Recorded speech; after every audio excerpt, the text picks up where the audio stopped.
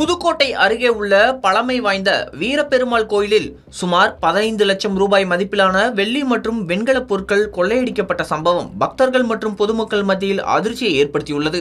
புதுக்கோட்டை அருகே ராசாப்பட்டியில் அமைந்துள்ள வீரபெருமாள் கோயிலில் 2 ஆண்டுகளுக்கு முன்பு குடமுழுக்கு விழா நடைபெற்றது. இந்த நிலையில் கோயிலில் பாதுகாப்பாக வைக்கப்பட்டிருந்த வெள்ளி வேல் உள்ளிட்ட வெள்ளி பொருட்கள், வெண்கலப் பொருட்கள் என மொத்தம் 22 வகையான பொருட்கள் மர்ம நபர்களால் திருடப்பட்டுள்ளன. மேலும் கோயிலில் வசூலிக்கப்பட்டு வைத்திருந்த ரூபாய் 25,000 ரொக்கப்பணமும் கொள்ளையடிக்கப்பட்டுள்ளதாக கூறப்படுகிறது. திருடப்பட்ட பொருட்களின் மொத்த மதிப்பு சுமார் 15 லட்சம் என மதிப்பிடப்பட்டுள்ளது. கொள்ளையர்கள் சிறிய ரக சரக்கு வாகனத்தை பயன்படுத்தி கோயிலில் இருந்த பொருட்களை எடுத்து சென்றிருக்கலாம் என அப்பகுதி மக்கள் சந்தேகம் தெரிவிக்கின்றனர். சம்பவம் குறித்து தகவல் அறிந்த பொதுமக்கள் கோயிலில் திரண்டு அதிர்ச்சி தெரிவித்தனர்.